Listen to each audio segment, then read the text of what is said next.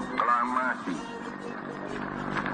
kami, bangsa Indonesia. Proklamasi kemerdekaan bangsa Indonesia dilaksanakan pada hari Jumat 17 Agustus tahun 1945. Bertempat di kediaman Insinyur Soekarno di Jalan Pegangsaan Timur nomor 56 Jakarta, upacara proklamasi berlangsung khidmat. Terdapat satu ulasan yang cukup menarik mengapa Insinyur Soekarno dan Muhammad Hatta yang pada akhirnya dipercaya oleh tokoh-tokoh bangsa sebagai dui tunggal sang proklamator kemerdekaan. Sedangkan sesungguhnya ada beberapa tokoh yang tak kalah hebat dibandingkan keduanya. Dialah Sultan Syahrir, orang yang memiliki jasa besar dalam proses proklamasi kemerdekaan bangsa Indonesia. Melalui Sultan Syahrirlah kekalahan Jepang yang ia dengar melalui siaran radio BBC tersebar di kalangan pejuang bangsa. Sultan Syahrir kelak ketika Indonesia sudah merdeka juga memiliki peran yang begitu vital.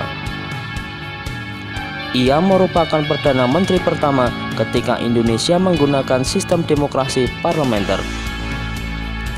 Ia kerap turun langsung dalam berbagai perundingan menegakkan kedaulatan bangsa Indonesia menghadapi Belanda. Ia dikenal berani dan lantang dalam menyuarakan hak-hak bangsa di kancah internasional. Bahkan, dia mendapatkan julukan yang mentereng, Bung Kecil yang berotak cerdas, lantaran keberaniannya berdiplomasi. Pada tanggal 6 Agustus 1945, sebuah bom atom dijatuhkan di atas kota Hiroshima, Jepang oleh Amerika Serikat yang mulai menurunkan moral semangat tentara Jepang di seluruh dunia.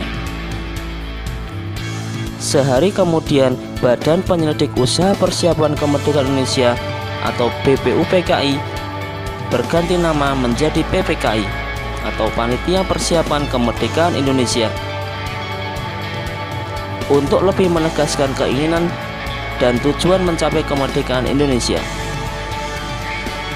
Pada tanggal 9 Agustus tahun 1945, bom atom yang kedua dijatuhkan di atas kota Nagasaki sehingga menyebabkan Jepang menyerah kepada Amerika Serikat dan sekutunya.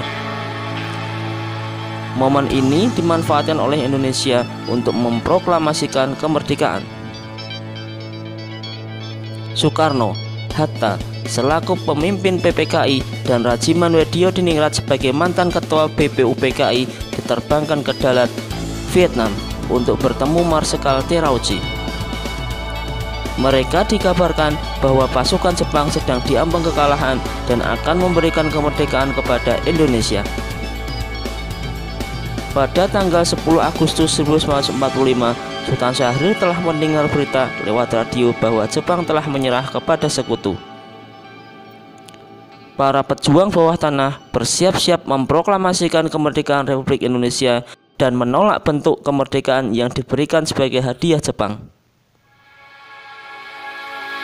Pada tanggal 12 Agustus 1945, Jepang melalui Marsekal Terauchi di Dalat, Vietnam mengatakan kepada Soekarno, Hatta dan Rajiman bahwa pemerintah Jepang akan segera memberikan kemerdekaan kepada Indonesia dan proklamasi kemerdekaan dapat dilaksanakan dalam beberapa hari ke depan. Kemerdekaan itu haruslah berdasarkan mekanisme Panitia Persiapan Kemerdekaan Indonesia. Meskipun demikian, Jepang menginginkan kemerdekaan Indonesia pada tanggal 24 Agustus 1945. 2 hari kemudian, saat Soekarno, Hatta, dan Rajiman kembali ke tanah air dari Dalat, Sultan Syahrir mendesak agar Soekarno segera memproklamasikan kemerdekaan. Syahrir menganggap hasil pertemuan di Dalat sebagai tipu muslihat Jepang. Sebab Jepang telah menyerah kepada sekutu dan demi menghindari perpecahan dalam kubu nasionalis antara yang anti dan pro Jepang. Hatta menceritakan kepada Syahrir tentang hasil pertemuan di Dalat. Soekarno belum yakin bahwa Jepang memang telah menyerah dan proklamasi kemerdekaan Republik Indonesia saat itu dapat menimbulkan pertumpahan darah. Tentu saja hal itu berakibat fatal jika para pejuang Indonesia belum benar-benar siap. Terdapat dua alasan mengapa bukan Syahrir yang memproklamasikan kemerdekaan. Pertama, Panitia Persiapan Kemerdekaan Indonesia adalah organisasi yang paling berhak memproklamasikan kemerdekaan Indonesia. Setidaknya, inilah alasan Soekarno yang paling keras ia sampaikan kepada tokoh bangsa lain. Bung Karno mewanti-wanti kepada Hatta bahwa proklamasi layaknya dilakukan oleh Panitia Persiapan Kemerdekaan Indonesia yang telah terbentuk pada awal Agustus tahun 1945. Kalaupun telah terdengar berita bahwa Jepang telah menyerah kepada sekutu dan telah dikabarkan pula oleh Syahrir, mereka lebih dulu berunding dengan Jepang di Vietnam tentang pelaksanaan kemerdekaan Indonesia. Dengan alasan tersebut, maka Bung Karno ingin menunggu keputusan Jepang tentang waktu yang tepat untuk memproklamasikan kemerdekaan. Lagi pula, Bung Karno tidak yakin bahwa kebenaran berita kekalahan Jepang yang santer terdengar. Alasan yang kedua, Sultan Syahrir memang menolak untuk memproklamasikan kemerdekaan melalui Panitia Persiapan Kemerdekaan Indonesia atau PPKI. Sebab ia menilai ada campur tangan Jepang di dalamnya.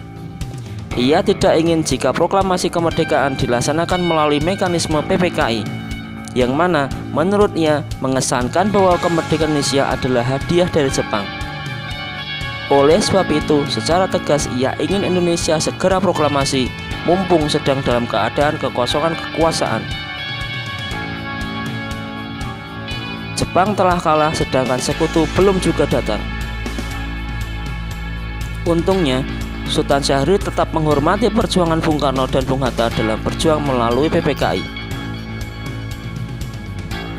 sehingga proklamasi benar-benar dapat dilaksanakan dengan baik.